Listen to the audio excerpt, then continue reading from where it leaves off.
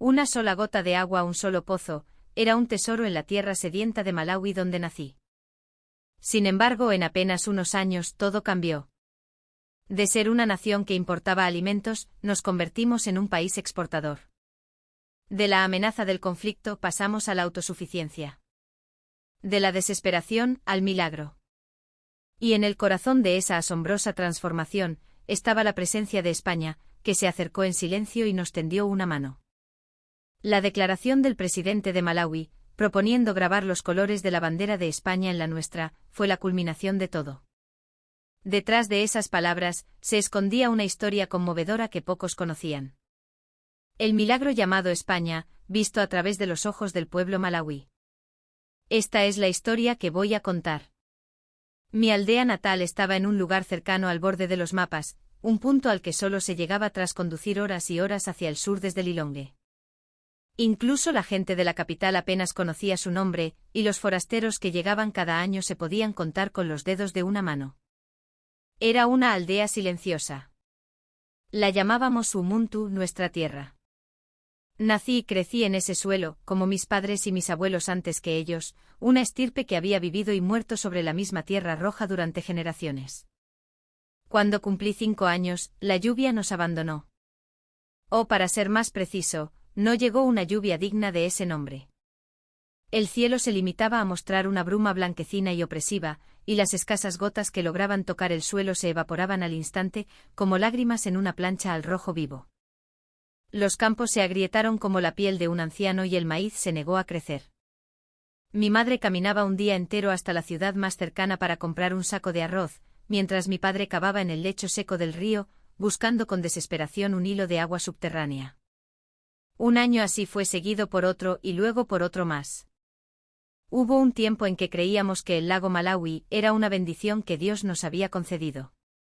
Era tan inmenso que ocupaba 1/3 de nuestro país, y sus aguas bullían de peces. Pero el lago estaba demasiado lejos de nuestra aldea, y el agua para beber siempre escaseaba. Además, un conflicto fronterizo latente con Tanzania hacía que acercarse a sus orillas fuera cada vez más peligroso. Los ancianos de la aldea, sentados alrededor del fuego, murmuraban con temor que un día podríamos perder incluso el lago. Crecí entre ese miedo y esa pobreza, con la misma pregunta anidada en mi pecho, ¿por qué teníamos que seguir viviendo así? Teníamos una escuela, pero no había maestros. Había un cartel que indicaba la existencia de un hospital, pero dentro no había medicinas. Mi hermana pequeña se retorcía de dolor de estómago en casa, y la hija de nuestra vecina murió durante el parto. Cuando era niño creía que ese era nuestro destino. Pero a medida que crecía, comprendí que no era el destino, sino simple indiferencia. El mundo no nos miraba. Éramos un espacio en blanco en el mapa, un lugar que no importaba. Fue entonces cuando poco a poco empezaron a aparecer cosas nuevas. Camiones que nunca habíamos visto antes recorrieron nuestros caminos de tierra, seguidos por gentes que hablaban lenguas extrañas y vestían ropas diferentes. No tenían la piel oscura como nosotros ni iban descalzos. Algunos decían que eran chinos, otros susurraban que venían de algún lugar de Asia. Los aldeanos se llenaron de expectativas, pero la decepción fue aún mayor. Construían algo y se marchaban, sin dejar nada a su paso. Ni agua ni trabajo. Y sobre todo lo que construían no era para nosotros. Edificaron una estación de ferrocarril, pero nunca pudimos subir a ese tren. El precio de un billete era más alto que el sustento de un mes para toda mi familia, y los trenes pasaban una y otra vez con sus vagones vacíos. Cumplí los 20 años y seguía viviendo en la misma casa de adobe. Las arrugas comenzaban a surcar el rostro de mi padre, mi madre dedicaba cada día más horas a buscar agua, y mi hermana tuvo que abandonar la escuela por la desnutrición. Un día me di cuenta de algo terrible, la vida aquí se había detenido. El mundo seguía girando, pero nosotros estábamos anclados, inmóviles, abandonados por el tiempo. Y justo entonces, comenzó un cambio minúsculo. Vimos una pequeña enseña, unas franjas rojas y amarillas sobre un trozo de tela blanca.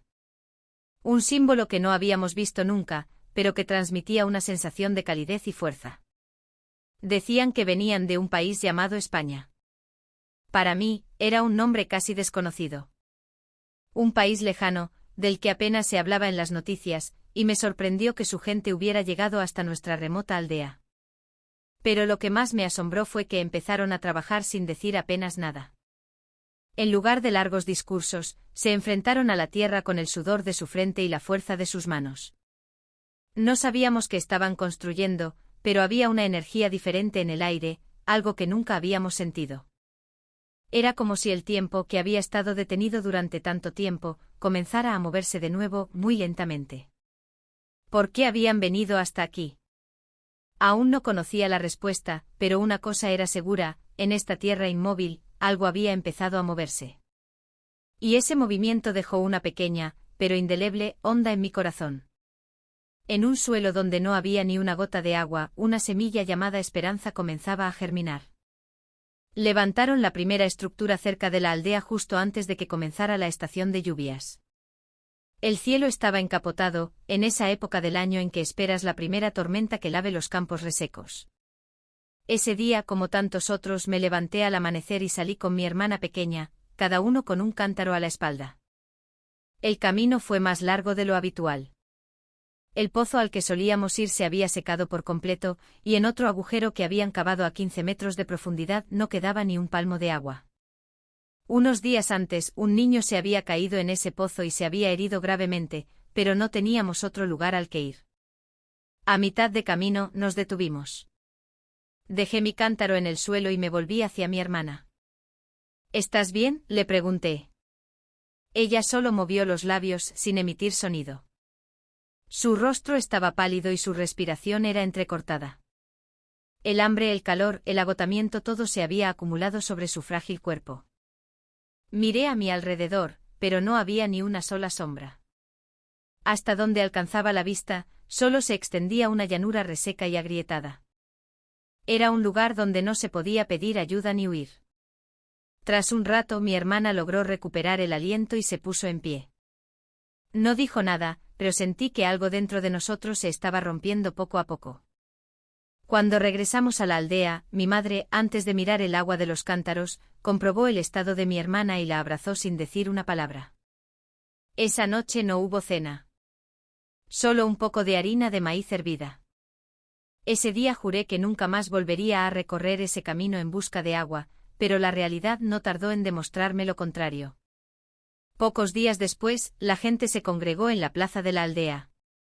Habían levantado una carpa blanca y habían instalado extrañas máquinas. Varios extranjeros con la ropa empapada en sudor, trabajaban sin descanso. Uno sostenía un pequeño panel solar, mientras otro manejaba un instrumento para medir el terreno. Se notaba que tenían un gran plan, pero nosotros aún no sabíamos de qué se trataba. En ese momento un hombre se me acercó y me preguntó en voz baja: ¿Dónde se encuentra la veta de agua más profunda de esta zona?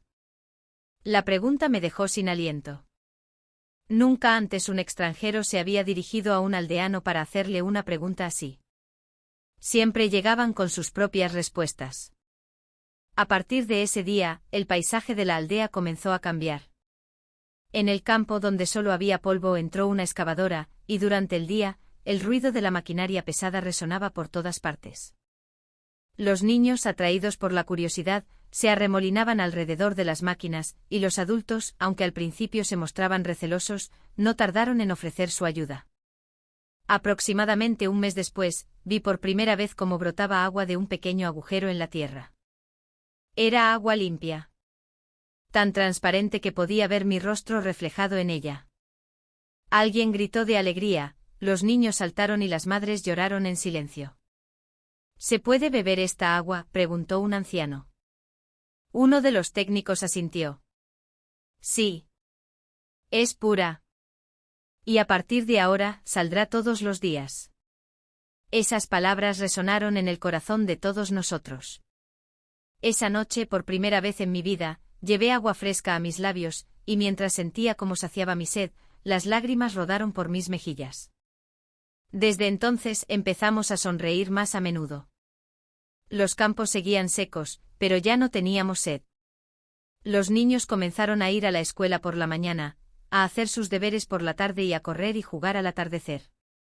Un día mi hermana, que ya no tenía que cargar con el cántaro, me miró y dijo, es como si viviéramos en un mundo diferente. Comprendí sus palabras. No era solo por el agua. Era por el cambio que había llegado con ella. Y porque la forma en que el mundo nos miraba estaba empezando a cambiar. Antes pensaba que no había nadie que nos ayudara. Pero ahora sentía que incluso desde muy lejos, alguien velaba por nosotros. En un rincón de la plaza, habían colocado un tablón de anuncios.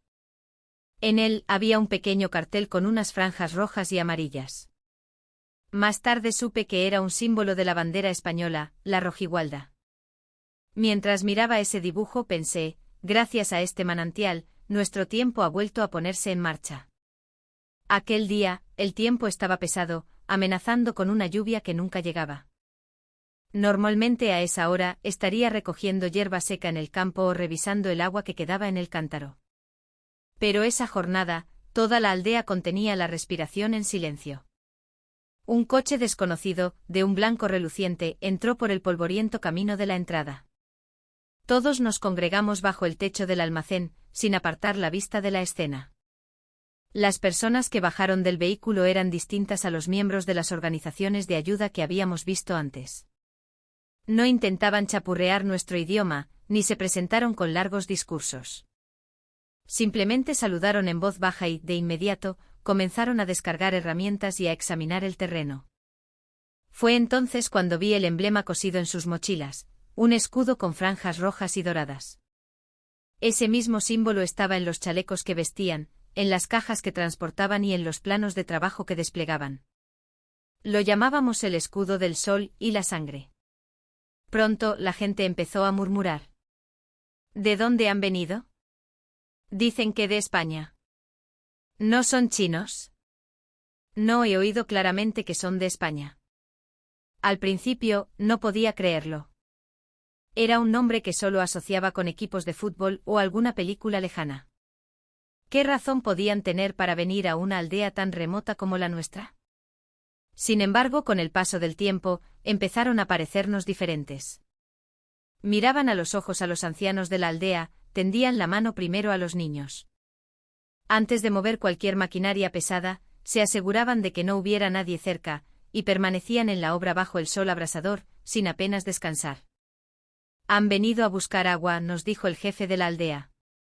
Todos se sorprendieron. ¿Agua? ¿Aquí?, preguntó alguien, mientras otro se reía con escepticismo. Esta tierra está completamente seca. Pero ellos, sin responder, inclinaron la cabeza respetuosamente y continuaron con sus mediciones, extendiendo mapas y marcando el suelo con estacas.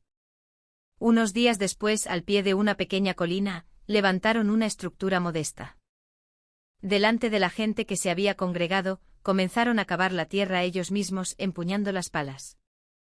En ese momento, uno de los ancianos de la aldea murmuró para sí: ahí abajo hace mucho tiempo, había un manantial. Una historia muy antigua. Al oír esas palabras, los españoles levantaron la vista y sonrieron levemente. Uno de los ingenieros pareció tomar una decisión en ese mismo instante. A partir del día siguiente llegaron más equipos y más personas. Los niños se reunían allí a diario para jugar y observar, y los adultos, poco a poco, se fueron acercando. Esa noche le dije a mi madre: mamá, desde que han llegado estas personas, siento una extraña calma en el corazón. Mi madre sonrió suavemente y respondió: la gente habla más con las manos que con las palabras, hijo. Y las manos de esa gente parecen honestas. Unos días después, al pasar de nuevo junto a la estructura, vi la espalda de uno de los trabajadores. En su chaleco el emblema de la rojigualda estaba claramente bordado. Franjas rojas y doradas sobre un fondo blanco.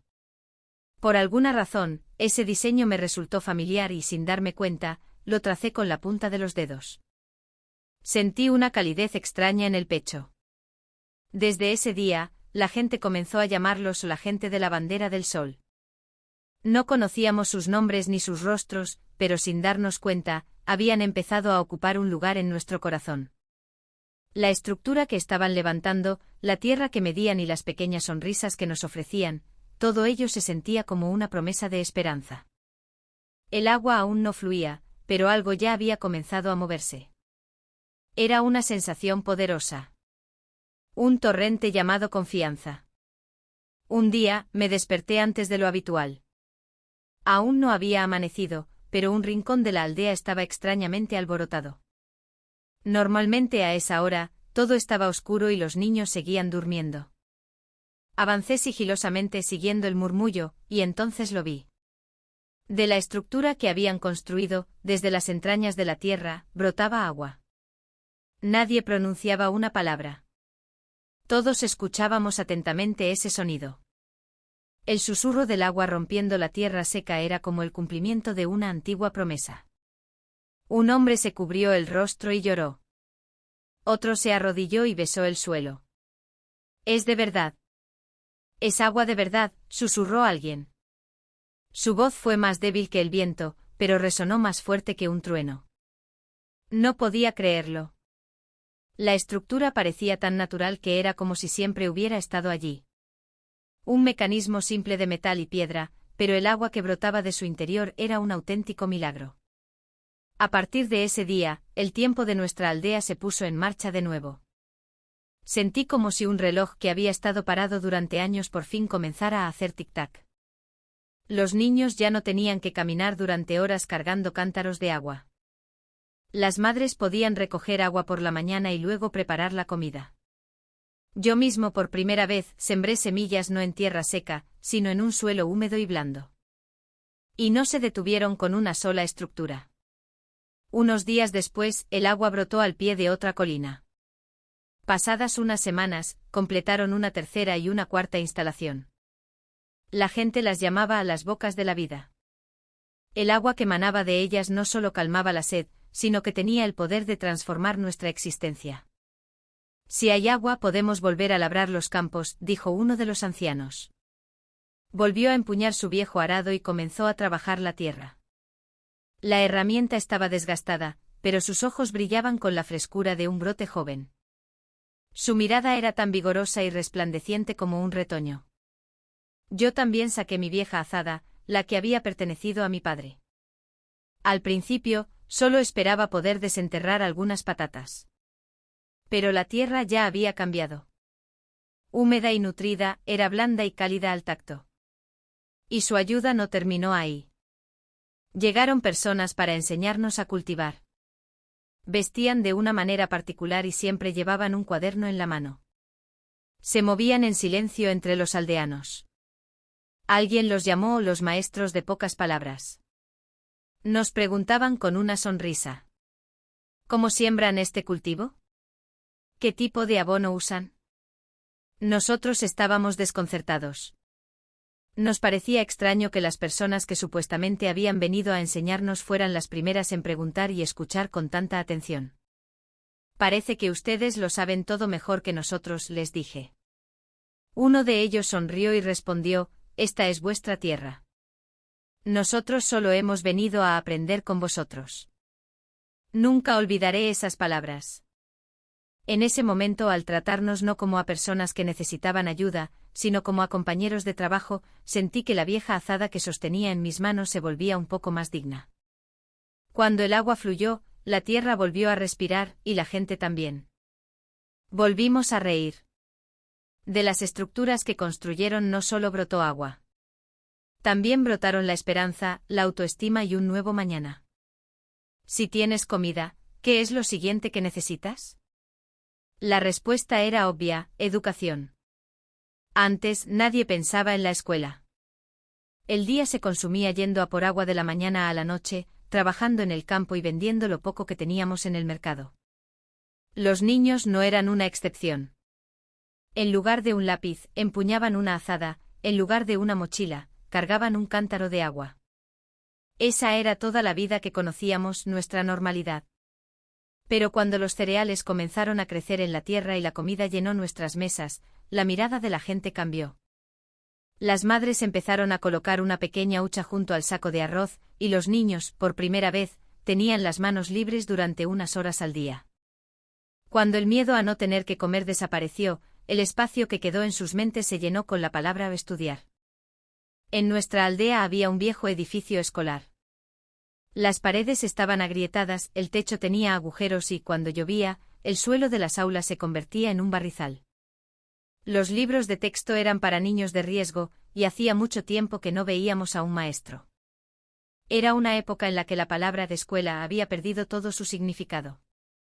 Pero un día, varias personas entraron en ese edificio. En silencio repararon las paredes, instalaron ventanas nuevas y trajeron pupitres y sillas. El olor a pintura fresca impregnó el aire, y la luz del sol volvió a entrar en las aulas. ¿Van a reabrir la escuela?, pregunté. Un joven que estaba trabajando en la obra asintió. Estamos preparándola para que los niños puedan volver. Unos días después, colgaron dibujos de pájaros de colores en las paredes y pegaron carteles por toda la aldea, inscripción para la escuela primaria. Hasta este lunes. Los niños, uno a uno, empezaron a asomarse al patio. Al principio se mostraban tímidos y reservados, pero pronto empezaron a correr, a chocar unos con otros y a llenar el aire con sus risas. Lo más sorprendente fue que los padres fueron los primeros en querer que sus hijos asistieran. Las mismas personas que antes se oponían porque perdían mano de obra, ahora llevaban a sus hijos de la mano, con un libro bajo el brazo. Este niño cuenta muy bien los números. También sabe escribir un poco. Mi hija es tímida, pero es muy inteligente. Sus ojos brillaban de orgullo. No solo los corazones de los niños, sino también los de los adultos, se habían abierto de nuevo al aprendizaje. La maestra también regresó. Era una mujer alegre que hablaba con fluidez nuestro idioma local y el inglés. Los niños la miraban con admiración y comenzaban a soñar con un futuro nuevo. Yo quiero ser maestro, decía un niño. Y yo seré científica, gritaba otra. Las risas que resonaban en el aula eran completamente diferentes a las voces que se oían en el campo. No era el sonido del esfuerzo físico, sino el sonido que brotaba de las mentes y los corazones de los niños. Un día al pasar cerca de la escuela, oí a un niño decirle a su amigo, como ya comemos todos los días, ahora toca estudiar. Me detuve en seco. No podía creer que unas palabras tan sencillas y a la vez tan profundas pudieran nacer en esta pequeña aldea. Si hay comida, también hay aprendizaje. En el aula donde antes se colaba la lluvia, ahora entraba la luz del sol, y las manos que antes cargaban agua, ahora sostenían un lápiz. Estábamos preparando el terreno para cultivar la próxima generación. La primera vez que oí el nombre de España, lo único que me venía a la mente eran equipos de fútbol y teléfonos móviles. En el mercado a veces veía botellas extrañas que alguien vendía como cosméticos de España. Algunos jóvenes incluso intentaban imitar palabras como hola o gracias, pero fue en el hospital donde realmente conocí a España. No en un drama televisivo, sino en un lugar donde se salvan vidas. Cuando empezó a correr el rumor de que habían construido un pequeño edificio al otro lado de la colina, cerca de nuestra aldea, la gente se mostraba escéptica.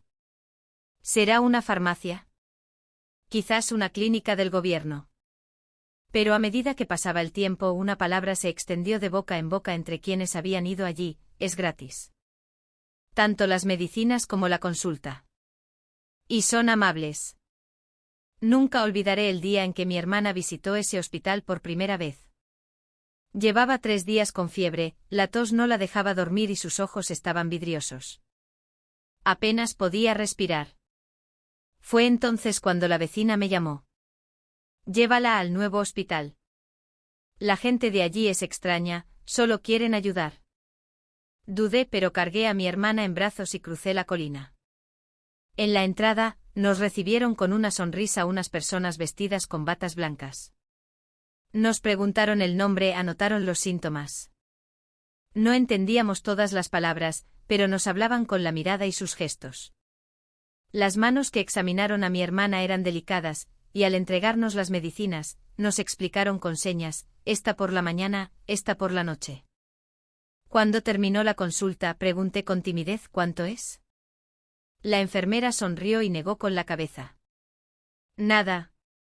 No se preocupe. En ese momento me quedé sin palabras. Nos habían enseñado que para recibir algo siempre hay que dar algo a cambio. Pero ellos no pedían nada. Al contrario, se esforzaron hasta el final para que no nos sintiéramos incómodos. Unos días después, la fiebre de mi hermana bajó, volvió a comer y la tos desapareció. Sentí que un gracias brotaba desde lo más profundo de mi pecho, pero no pude decirlo en voz alta. Sentía que la deuda era demasiado grande. Todos los que visitaron ese hospital decían lo mismo, son diferentes. No nos miran mal por ser pobres. Nos tratan como si fuéramos de la familia, aunque sea la primera vez que nos ven. La fama del hospital se extendió y empezó a llegar gente de aldeas lejanas. Los tiempos de espera se hicieron más largos, pero nadie se quejaba. Porque ese hospital valía la pena la espera. Un día me fijé en un dibujo colgado en el pasillo del hospital. Lo había hecho un niño. Representaba a una persona con ojos grandes que nos abrazaba con los brazos abiertos. Debajo había unas palabras que no entendía, pero que alguien me tradujo: España ama a Malaui. Al leer esas letras cerré los ojos. Me di cuenta de que la cultura de España no se limitaba al fútbol o a los productos, estaba a nuestro lado, en forma de manos cálidas que salvaban vidas. España, en silencio pero con firmeza, estaba abrazando la vida del pueblo de Malaui. En ese hospital sentí que por primera vez veía el verdadero significado de la palabra esperanza. Desde que era niño, el lago Malaui había sido el centro de mi vida. Mi madre recogía agua de sus orillas cada mañana, y yo acompañaba a mi padre a pescar. El lago era comida, era agua, era nuestra vida. Pero un día, la gente empezó a sentir miedo. Parece que los soldados de Tanzania se están concentrando cerca del lago. Esta vez habrá guerra, seguro. De repente la tensión se apoderó de nuestra tranquila aldea. El lago siempre había estado ahí, pero se extendió el rumor de que alguien podría arrebatárnoslo. Tanzania afirmaba que la mitad del lago era suya, y nuestro gobierno respondía con firmeza que no era así. Pero nosotros solo teníamos palabras. Nuestros soldados eran pocos y nuestras armas y equipos insuficientes. Me sentía lleno de angustia. El lago no era solo una masa de agua, era el lugar donde residían la vida y los recuerdos del pueblo de Malaui. Si nos lo quitaban, nos convertiríamos en un simple pueblo que habitaba una tierra pobre. El solo pensarlo me oprimía el corazón. Fue entonces cuando empezó a circular un extraño rumor. Parece que ha llegado nuevo equipamiento de España. Equipos de vigilancia, de comunicaciones, material de entrenamiento, dicen que es muy avanzado. No podía creerlo. Sabía que España nos había construido un hospital, pero no imaginaba que se implicarían en una tensión fronteriza. Sin embargo, unos días después, lo vi con mis propios ojos. Los soldados se entrenaban con nuevos equipos. Uno de ellos me detuvo. Este equipo de radio es español. Es ligero, preciso y resistente al calor. Con esto podremos defendernos. Lo dijo mientras limpiaba con cuidado sus prismáticos y la radio, como si fueran un tesoro. En ese momento sentí que por primera vez teníamos el poder de protegernos. Esa noche no pude dormir. Si Tanzania hubiera atacado con fuerza, no habríamos tenido nada que hacer. Pero ahora era diferente. A la mañana siguiente, cuando la luz del sol se extendió sobre el lago, sentí que al menos podíamos defender que esas olas eran nuestras. Lo que España nos dio no fue solo equipamiento, fue confianza. La certeza de que podíamos proteger nuestra propia tierra. La gente dice que si no hubiera sido por España, el lago Malaui podría ser ahora de Tanzania. Nos salvaron. Aunque no sonaron disparos, ese equipamiento nos dio la fuerza para defender nuestra libertad. Esa fuerza silenciosa pero poderosa, todavía perdura en la brisa del lago. El sol de Malaui siempre es intenso, pero el de aquel día era especial. Todavía recuerdo el aire de esa mañana. La humedad era pesada y pegajosa, pero los ojos de la gente brillaban como nunca. Desde la entrada de la aldea hasta el centro del pueblo, todos vestían sus mejores camisas blancas y se habían lustrado sus zapatos gastados. Era el día de la primera ceremonia de graduación de la universidad que se celebraba en nuestra región. No era en la capital, ni se trataba de una beca en el extranjero. Era aquí, en esta tierra que siempre había sido llamada pobre y rural, donde se había construido una universidad y los jóvenes celebraban su graduación. Lo más sorprendente era lo que los graduados sostenían en sus manos, pequeñas banderas de España. Contemplé la escena, incrédulo. La hija de un amigo de la aldea, esa niña que siempre había soñado con ir a la escuela mientras cargaba cubos de agua, ahora vestía una toga blanca, sostenía una bandera rojigualda y caminaba con la cabeza bien alta. Me saludó con una sonrisa, y en ese momento, no pude contener las lágrimas. Cuando se construyó la universidad, la gente se mostraba escéptica. ¿De verdad puede funcionar una universidad en Malaui? ¿Carreras de medicina o informática? Eso solo se oye en Europa. Pero en menos de un año, todas las dudas se disiparon. La escuela, guiada por los españoles, formó a profesores locales, desarrolló un plan de estudios y enseñó a los jóvenes de Malaui los conocimientos que necesitaban. Enfermería, tecnologías de la información y la comunicación, TIC, ciencias agrícolas, todas ellas disciplinas esenciales para nuestro país. Y ahora, los primeros graduados caminaban por el escenario. El presentador tomó el micrófono. Hoy tenemos un invitado muy especial. Queremos expresar nuestro agradecimiento a la delegación de España. El público guardó silencio. El español que vi era el mismo hombre que había venido años atrás para la construcción del hospital. No vestía traje ni posaba para las cámaras. Simplemente estaba sentado a la sombra, observando en silencio a los graduados. Lo más asombroso fue que muchos de ellos lo reconocieron. Es el hombre que arregló los ordenadores durante la clase de TIC. Recuerdo que donó mascarillas durante nuestras prácticas en el hospital el año pasado. Para nosotros importaba menos quien construyó el edificio que quien estuvo a nuestro lado. Él siempre había estado ahí. Una de las graduadas subió al estrado. Con la tecnología que he aprendido en España, haré de Malaui un país mejor. Y concluyó diciendo, España fue una luz para nosotros. Pero no hemos aprendido a imitar esa luz, sino a encender nuestro propio fuego. Cuando terminó el discurso, la gente se puso en pie y aplaudió. En el cielo, las banderas rojigualdas ondeaban al viento. Nadie les había obligado a llevarlas, no era publicidad ni esperaban nada a cambio. Era simplemente una expresión de gratitud sincera. Esa noche, de camino a casa, escuché la vieja radio de mi padre. Las noticias mencionaron brevemente la ceremonia de graduación, y una última frase se me quedó grabada: hoy, los jóvenes de Malaui han caminado sosteniendo la bandera de España. No solo sosteníamos una bandera. Sosteníamos la confianza, la gratitud y el futuro mismo. Eso es lo que un país llamado España nos había dejado. Hace solo unos años, éramos uno de los países más pobres del mundo. Una tierra agotada, una despensa vacía. Sin hospitales, las familias sufrían en silencio. Los niños, en lugar de ir a la escuela, cargaban agua por largos caminos, y los adultos solo podían mirar al cielo, rezando por una buena cosecha. Nadie nos prestaba atención, a nadie le importábamos. El nombre de Malaui siempre aparecía en las estadísticas junto a la palabra pobreza. Pero ahora, tengo en mis manos el informe de la Oficina Nacional de Estadística. Este año las exportaciones agrícolas de Malaui han aumentado un 240% en comparación con hace 3 años. Trigo, maíz, soja, azúcar. Esas cifras no son solo datos económicos. Son la prueba de que el pueblo de Malaui ha superado el hambre y ha logrado la autosuficiencia.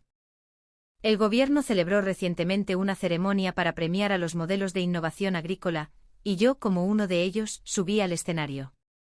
Resultaba increíble que yo, que hace solo unos años apenas tenía para comer, ahora dirijo la cooperativa agrícola local y enseño a los jóvenes agricultores. Tragué saliva ante el micrófono y miré a los cientos de personas que tenía delante. Nunca estudié tecnología ni fui a la universidad. Pero aprendí cuando vi el primer chorro de agua correr por esta tierra y las primeras cosechas brotar. La gente de España no solo nos enseñó a sembrar. Nos enseñó a creer en nosotros mismos. El público guardó silencio y luego estalló en un aplauso atronador. No era una simple ovación, era el eco de la empatía, el reconocimiento de que todos habíamos recorrido el mismo camino. En ese momento sentí que no estaba solo. Era un cambio que habíamos construido juntos. El Banco Mundial y el Programa de las Naciones Unidas para el Desarrollo calificaron la reciente recuperación económica de Malaui como un punto de inflexión notable. Un caso extremadamente raro de transformación de la base agrícola hacia una economía orientada a la exportación en un corto periodo de tiempo. Un periódico español incluso publicó una columna con el titular: "El milagro del crecimiento que un día fue nuestro, ahora brota en África". Y en el centro de esa historia estaba el nombre de Malaui. En nuestra aldea también empezaron a verse pequeños signos de cambio. El edificio que antes solo se usaba como almacén se ha convertido en un centro de formación agrícola para jóvenes. Los fines de semana, jóvenes de las aldeas vecinas se reúnen para aprender sobre agricultura inteligente, gestión de suelos y sistemas de recursos hídricos. Los que aprenden vuelven a sus aldeas, experimentan y empiezan a vender sus productos en el mercado. Recuerdo bien a uno de ellos, un joven de la edad de mi hijo. Me dijo riendo: "Tío, ¿crees que podremos llegar a ser como España?". Lo pensé un momento y respondí: "No necesitamos ser España. Necesitamos ser nosotros mismos". Pero España nos ha demostrado que podemos lograrlo. Esa noche, al volver a casa y compartir el pan de maíz con mi familia, encendí la radio. La noticia era que la tasa de crecimiento del PIB de Malaui este mes había alcanzado el 7,1%.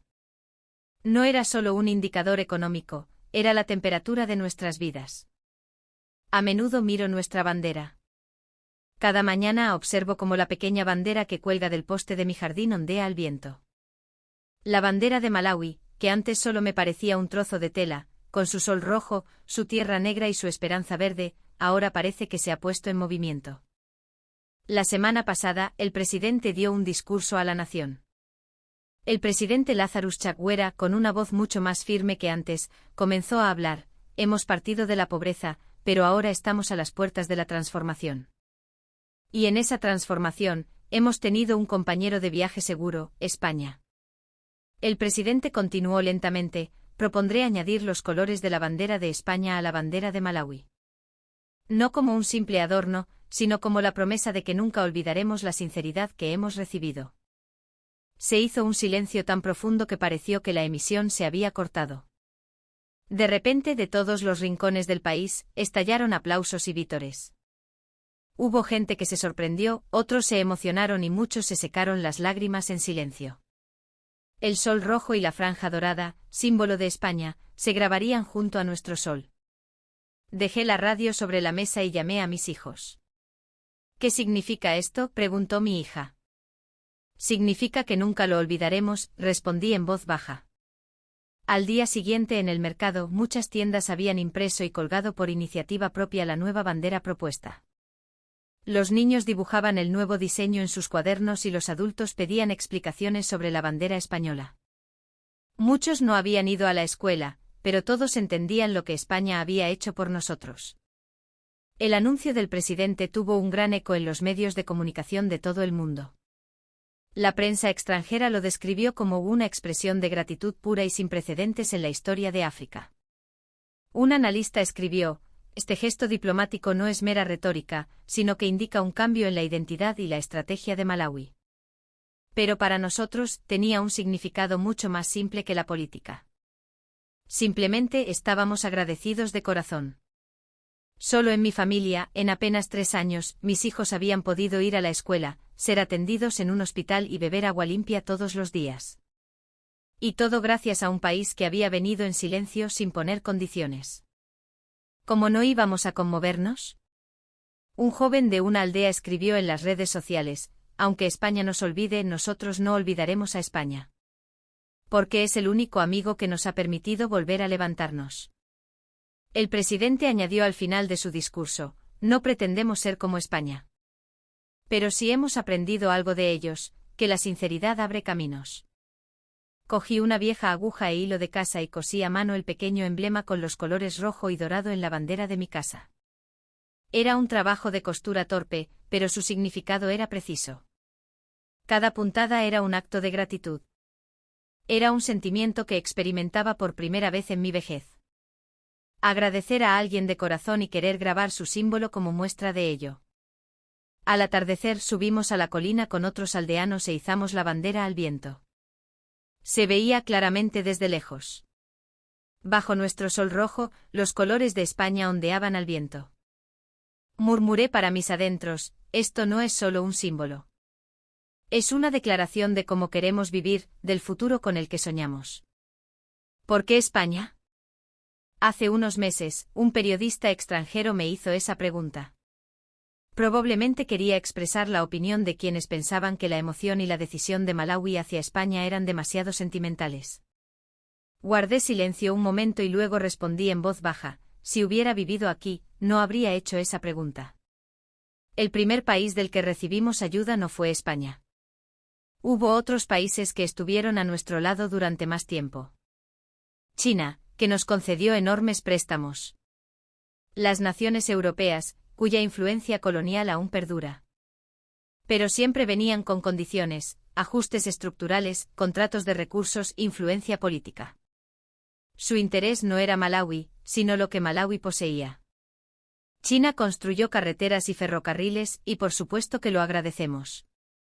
Pero la deuda que asumimos a cambio fue demasiado pesada. Cuando el conflicto con Tanzania se intensificó, ni Europa, ni América, ni China se pusieron de nuestro lado. Aunque suplicamos que se respetaran nuestras fronteras, nadie nos escuchó. Pero España fue diferente. Cuando llegaron por primera vez ni siquiera nos dimos cuenta. El cambio comenzó sin grandes carteles ni banderas llamativas.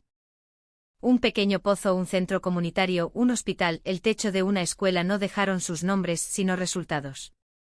No hubo exigencias políticas ni propaganda ostentosa. Por eso pudimos creer en ellos. La única pregunta que nos hicieron fue, ¿qué necesitáis realmente en vuestra vida diaria?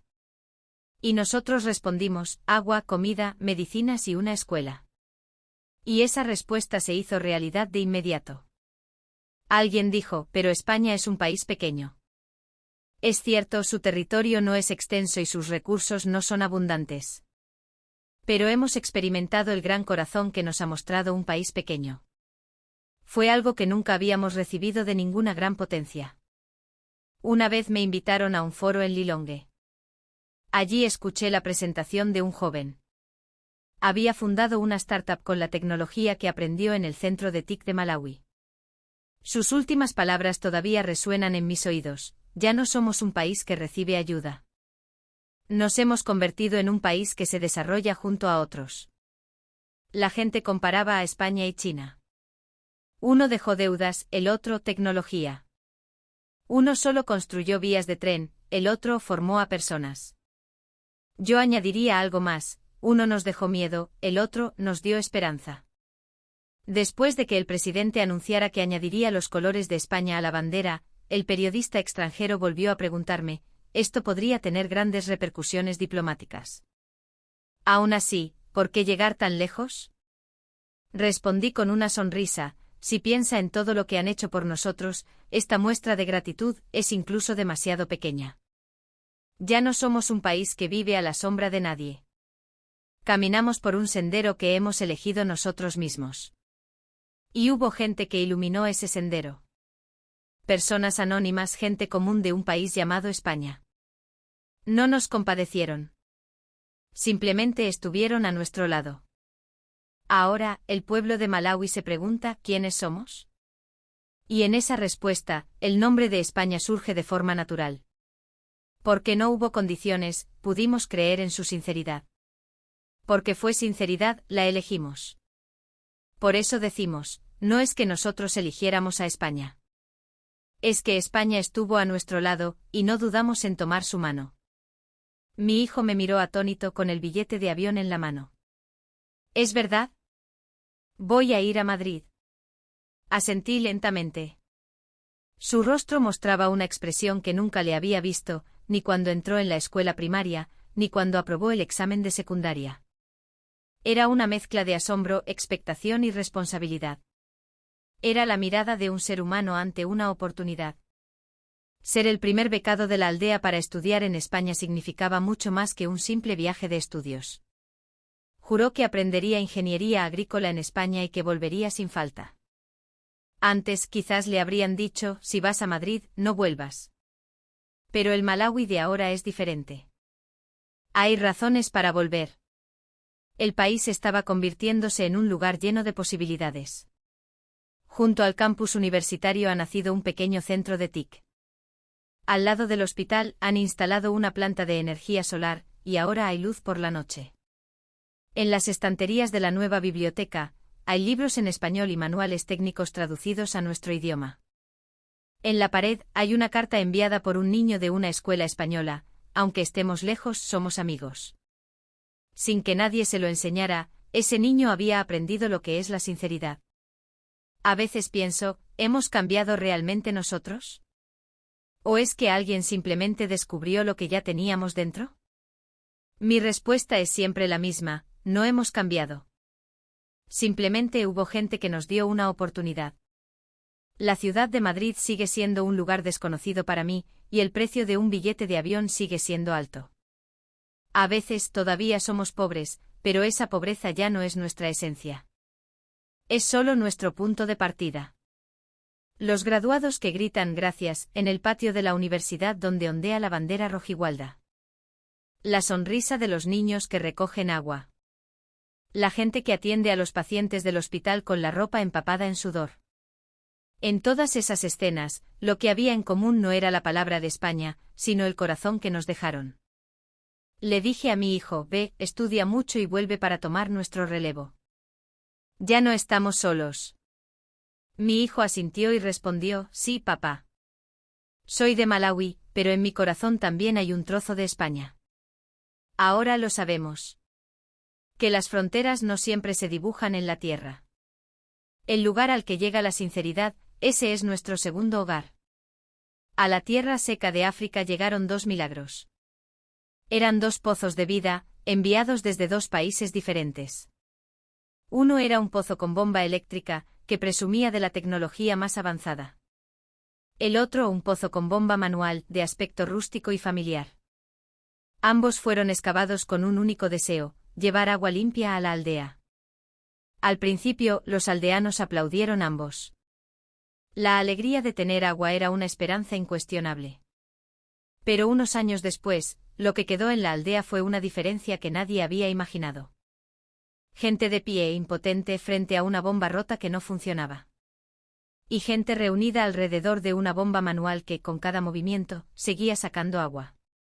Lo que los aldeanos eligieron al final no fue el agua que salía, sino el agua que podían proteger. Como responsable de cooperación internacional, el recuerdo de mi primera visita a esta aldea sigue vivo en mi memoria. Las palabras que pronunció entonces el anciano de la aldea se me quedaron grabadas en el corazón: el agua que se puede beber de inmediato y el agua que se puede beber para siempre. ¿Cuál es la que realmente necesitamos? El tiempo nos dará la respuesta. La historia comenzó en 2022, en una aldea africana. Allí las niñas se despertaban al amanecer y caminaban durante una hora, cargando grandes bidones de plástico para ir a buscar agua. Amai, de 11 años, era una de ellas. En sus ojos brillaba el sueño de ir a la escuela, pero su día a día estaba dominado por la realidad de transportar agua. Su madre decía: aunque sepa leer, pasa más tiempo yendo a por agua que en clase. En el pequeño estanque del centro de la aldea, donde también se reunían los animales salvajes, el agua estaba mezclada con barro. A veces surgían disputas por el agua. El agua de la vida, que a veces amenazaba la vida. Una contradicción. A esa aldea llegaron dos propuestas de ayuda. Una, de Alemania, una ayuda técnica estatal que preveía la instalación de una moderna bomba eléctrica de alto rendimiento y paneles solares. La otra, de España, a través de una ONG privada, un plan para instalar un pozo de mano que pudiera ser reparado y mantenido localmente. El primero, con la fuerza de la máquina, cavaba rápido y profundo. El segundo, con las manos del hombre, cavaba y se mantenía con las manos del hombre. Ante estas dos ayudas tan opuestas, las opiniones en el consejo de la aldea se dividieron. Ambas son una esperanza. ¿Pero cuál podremos dejar para el futuro?, dijo un anciano en voz baja. Sus palabras contenían el pasado y el futuro de la aldea. Justo antes de que comenzaran los proyectos, le pregunté a Amai: si tuvieras agua cerca de casa, ¿qué te gustaría hacer? Respondió sin dudar: ir a la escuela todos los días. y convertirme en médica para ayudar a toda la gente de la aldea. Los adultos asintieron en silencio. El primer equipo en aparecer por la aldea fue el de construcción alemán. Con grandes camiones y la última maquinaria de perforación, los trabajadores procedieron con rapidez y coordinación. Estudio geológico por satélite, suministro de energía con paneles solares, una bomba de alta potencia de último modelo. La escena parecía sacada de una película de ciencia ficción, y los niños de la aldea gritaban: «Este es el pozo del futuro». El equipo español llegó a la otra punta de la aldea unos días después. Un camión pequeño, equipo sencillo. Y la imagen de ellos, junto a los jóvenes locales, empezando a cavar con palas, hizo que algunos comentaran: «Esto va a llevar mucho tiempo». Pero ellos primero explicaron con paciencia a los aldeanos cómo usar las herramientas, dibujaron el mecanismo del pozo en un papel y eligieron juntos la arcilla y las piedras. Si surgía un problema, lo resolvían sobre la marcha, compartiendo conocimientos mientras trabajaban. El anciano, observando la escena, entrecerró los ojos. Las palabras de uno de los técnicos españoles todavía me impresionan: «Nuestro objetivo no es terminar el pozo. Es que esta aldea sea capaz de mantenerlo». La construcción del pozo español llevó 3 semanas. Su profundidad era menos de la mitad que la del alemán. La cantidad de agua tampoco era muy grande. Pero el mecanismo era sorprendentemente simple, con una estructura que hasta un niño podía entender. El sonido metálico y rítmico que hacía la bomba cada vez que los niños la accionaban se integró suavemente en el paisaje de la aldea. El día que se terminaron ambos pozos, los aldeanos los compararon en silencio. Por un lado, una bomba eléctrica que lanzaba agua con fuerza. Por otro, una bomba manual que extraía agua silenciosamente con el esfuerzo humano. Ambos pozos cumplían su función, pero la forma en que lo hacían era radicalmente diferente. En ese momento, nadie podía juzgar cuál era la opción correcta. Sin embargo, las palabras de una madre mientras sacaba agua del pozo español, al que llamaban Teo, presagiaron lo que sucedería después. «Es cierto que cuesta trabajo accionar esto. Pero siento que si se rompe podremos arreglarlo con nuestras propias manos». Nadie imaginaba entonces que esa pequeña certeza salvaría a la aldea en el futuro. Un año cambió por completo la vida de la aldea. Las tardes de sol abrasador, caminando 2 horas hasta el punto de agua, eran cosa del pasado. La aldea había recuperado el tiempo. La imagen de Amai, vestida con su uniforme escolar y con un cuaderno bajo el brazo, camino de la escuela, se convirtió en un símbolo para todos. El tiempo que antes dedicaba al agua, ahora lo dedicaba al aprendizaje. Su madre, junto al pozo, dijo en voz baja: «Tener agua cerca lo cambia todo. El tiempo para comer en familia, el tiempo para soñar, todo empieza con el agua». En el centro de la aldea, la bomba eléctrica alemana se erigía imponente. Para los ancianos y las mujeres con menos fuerza, tener agua con solo pulsar una palanca fue una auténtica revolución. La bomba, alimentada por paneles solares, funcionaba sin problemas durante el día. Los niños obtenían agua limpia con solo pulsar un botón, se bañaban y plantaban flores frente a sus casas. De todos los rincones de la aldea se oían voces de esperanza: «Ahora podemos regar también los huertos».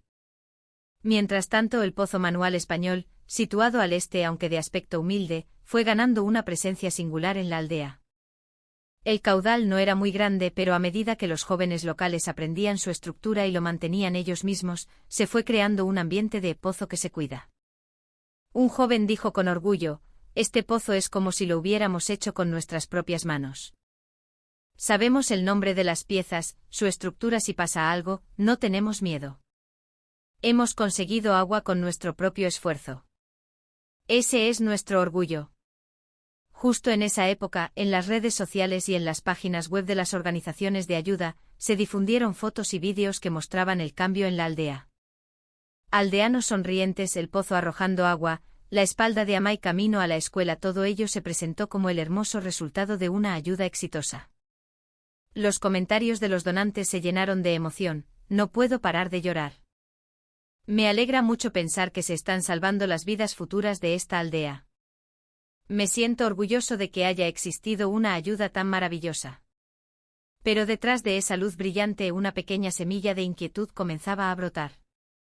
Se resumía en el murmullo de un trabajador local: usar y mantener son cosas diferentes. El pozo estaba terminado y el agua había dado esperanza a la gente. Pero para mantener esa esperanza, se necesitaba una fuerza completamente diferente. Y llegó el segundo año. A finales de 2023, empezó a correr la voz de que no salía agua en la aldea. El primer problema ocurrió en el pozo eléctrico alemán, que se alzaba orgulloso en el centro. Todos pensaron con optimismo que volvería a funcionar al salir el sol, pero aunque los paneles solares funcionaban correctamente, el agua no volvió. Tras solicitar una investigación a un experto, se descubrió que un componente electrónico, el corazón de la bomba, se había quemado. Además, esa pieza solo se podía conseguir en Alemania, y su reparación o sustitución local era imposible. El periodo de garantía ya había expirado. El anciano de la aldea, en medio del silencio, murmuró: el agua salía como en un sueño. ¿Significa que si la pieza se rompe, el sueño se rompe con ella? Unos días después, en el pozo manual español también hubo un pequeño problema. La bomba se volvió pesada y el caudal de agua disminuyó.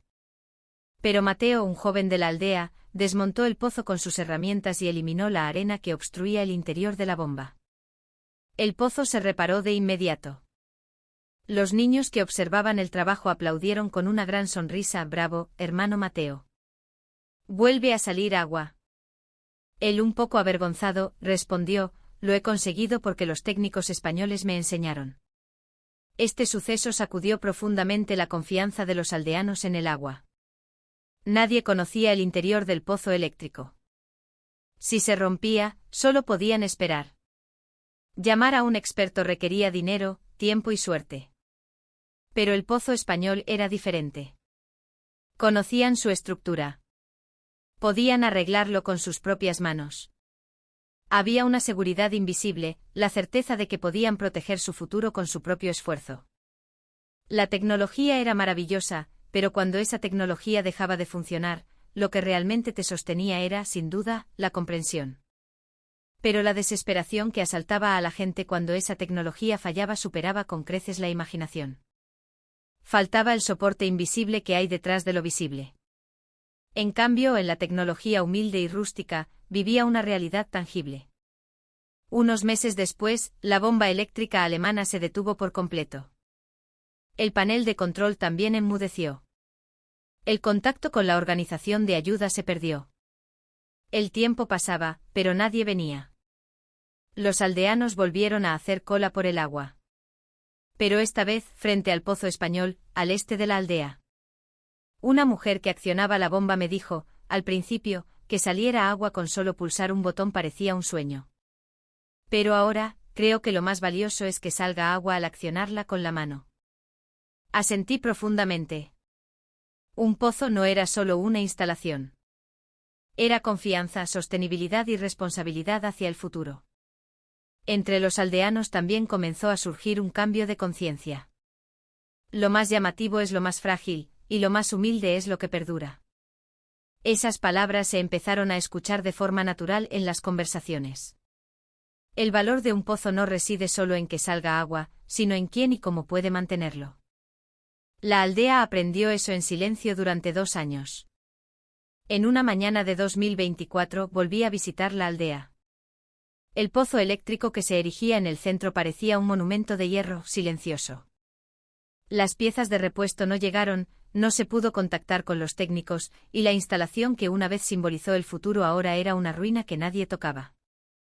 En ese lugar, antes los niños gritaban, se bañaban y reían. Pero ahora, nadie se detenía allí. En cambio, frente al pozo manual español, al este de la aldea, la cola de gente era incesante. Una niña, mientras accionaba la bomba, dijo en voz baja: «Cuesta un poco de fuerza, pero el agua sale. Y eso es más que suficiente». Su madre a su lado añadió: «Al principio pensé que el eléctrico era mejor. Pero ahora, gracias a este pozo, podemos vivir». En el consejo de la aldea, el tema de los pozos se convirtió en el centro de debate.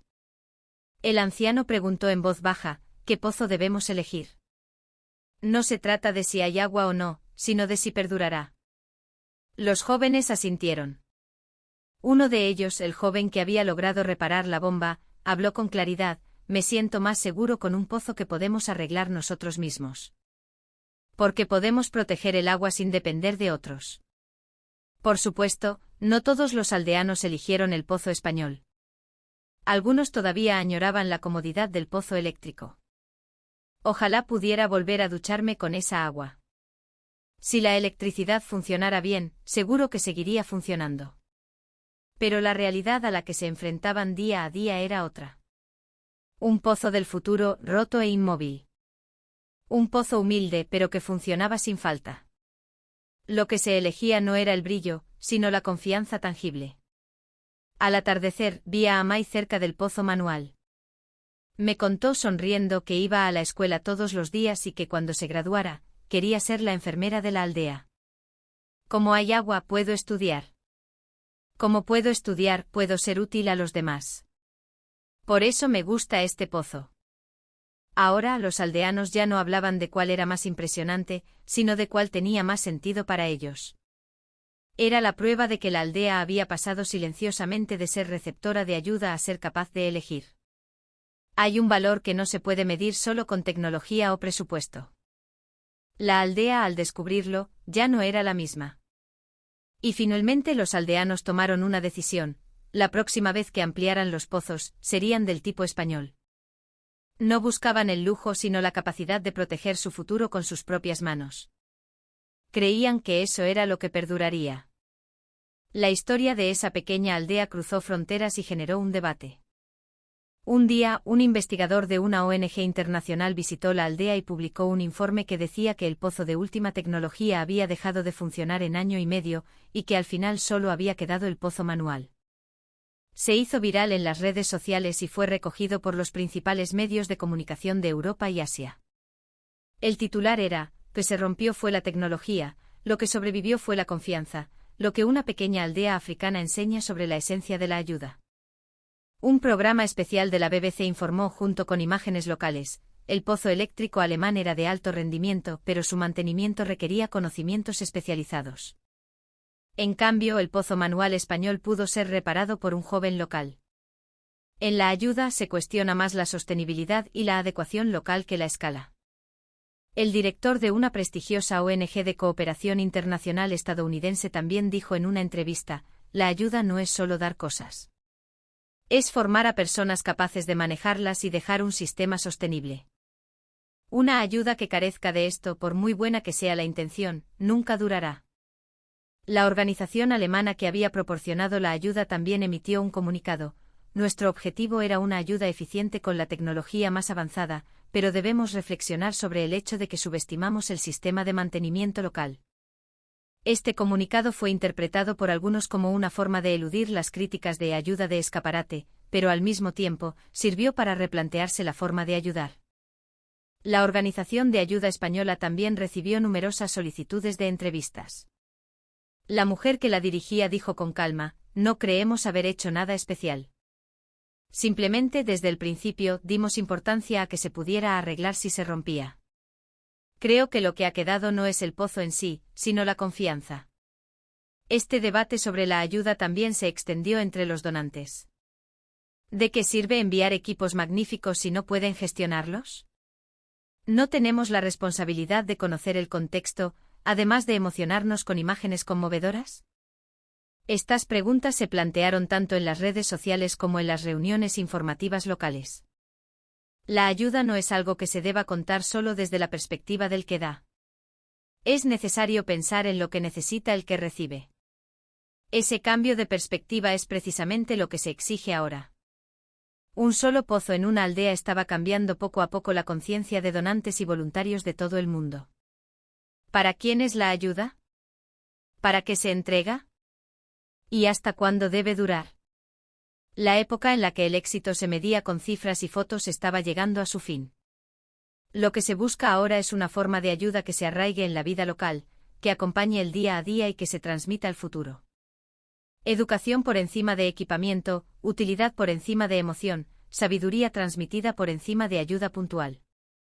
Ese es el valor que aquella aldea estaba transmitiendo silenciosamente al mundo. Los jóvenes tomarán el relevo del futuro. El conocimiento para reparar se convertirá en su legado. Lo que esta historia sobre el agua nos ha enseñado no es qué tipo de agua obtener, sino cómo protegerla. Aquel día, cuando la bomba del pozo dejó de funcionar, el primero en acudir fue el joven Mateo. Él, que había participado en la excavación del pozo junto a los técnicos españoles 2 años antes, entendía su estructura a la perfección. La causa era óxido y arena acumulada en la bomba. Mateo, junto a sus amigos y con herramientas en mano, reparó el pozo en aproximadamente 1 hora. Los niños que lo observaban aplaudieron, y los adultos sonrieron en silencio. Fue como si una cultura de la reparación hubiera brotado en la aldea. Después de eso, Mateo comenzó a escribir un cuaderno a mano. La estructura del pozo, el nombre de las piezas, el procedimiento de reparación, un manual centrado en dibujos para que incluso quienes no sabían leer pudieran entenderlo. Lo que la ayuda dejó no fue una máquina, sino un sistema. Y los aldeanos lo heredaron, empezando a proteger su futuro con sus propias manos. Ese movimiento no se limitó a la aldea, sino que se fue extendiendo. Junto al pozo, 1 vez a la semana, se empezó a impartir un curso de reparación. El profesor era Mateo, pero los alumnos no eran solo jóvenes. Niños, mujeres, ancianos, todos escuchaban con el deseo de sentirse orgullosos de su pozo. Una niña dijo con los ojos brillantes: aprender aquí es diferente a aprender en la escuela. Aquí aprendemos conocimientos para vivir. Quiero ser una guardiana de este pozo. Conmovido por este movimiento, un técnico de la organización española volvió a visitar la aldea. Para transmitir a la gente conocimientos más detallados sobre el mantenimiento de la estructura y aplicaciones más avanzadas. Pero esta vez, también éramos nosotros los que aprendíamos. El deseo que teníamos entonces de transmitirles un poco de tecnología ahora se está extendiendo con sus propias palabras y manos. Esa es la ayuda más valiosa, dijo el técnico. Pronto el cuaderno de Mateo se convirtió en la guía de mantenimiento del pozo y se compartió con las aldeas vecinas. En otras aldeas también empezaron a demandar pozos que se pudieran reparar, y los jóvenes locales se levantaron como nuevos líderes. Poder reparar significa poder ser autosuficiente. Poder ser autosuficiente significa poder dibujar tu propio futuro. Ahora, junto al pozo español, hay un pequeño folleto hecho a mano. Lo protegemos con nuestras manos. Lo hicieron Mateo y los niños de la aldea juntos. La ayuda que una vez se recibió, se había transformado en un legado que se transmitía. ¿Qué tipo de pozo se debía cavar? 2 ayudas con tecnologías y escalas completamente diferentes se cruzaron en una pequeña aldea africana. Una instalación moderna que arrojaba grandes cantidades de agua con electricidad. La otra, una sencilla bomba manual que extraía agua con el esfuerzo de sus propias manos. Ambas se excavaron para proteger la vida. Pero 2 años después, lo que quedó en la aldea no fue el agua que salía, sino la fuerza para proteger el agua. Esta no es una historia sobre la superioridad de una tecnología sobre otra. No se trata de cuán conveniente es, sino de cuántas personas entienden su valor y pueden manejarla. ¿Para quién es la ayuda? No hay una respuesta única a esa pregunta. Pero hay una cosa segura, no se trata solo de dar, sino de dejar algo.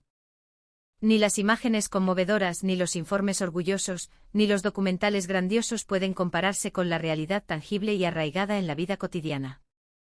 Cuando el agua dejó de salir, ¿quién se movió? Cuando surgió un problema, ¿quién entendió la causa? Años después, ¿quién lo heredó? La acumulación de todo eso es la verdadera ayuda. Los niños de la aldea todavía accionan esa bomba manual. El sonido rítmico acompaña el agua transparente que ilumina sus rostros. Voy a aprender a arreglar mi propio pozo, dijo una niña. Cuando lo dijo en su pequeña voz, se vislumbró la forma del futuro. Lo que se da no siempre perdura. Pero lo que se transmite sin duda echa raíces en las personas. Por eso, la esencia de la ayuda debe ser la de transmitir. Y por último a ti, que estás frente a esta historia. Si estuvieras en la posición de llevar un pozo a esta aldea, ¿qué tipo de pozo cavarías? ¿Un pozo eléctrico conveniente que da mucha agua? ¿O un pozo que se puede aprender, reparar y transmitir al futuro poco a poco? Ambas opciones son correctas, ambas tienen sentido. Por eso la ayuda no consiste solo en la forma de entregar, sino en pensar en lo que quedará después. Quizás no se trata de dar agua a alguien, sino de una promesa de compartir el futuro con alguien. Seguramente esta no es solo una historia sobre dar agua a alguien. Quizás sea la historia de una promesa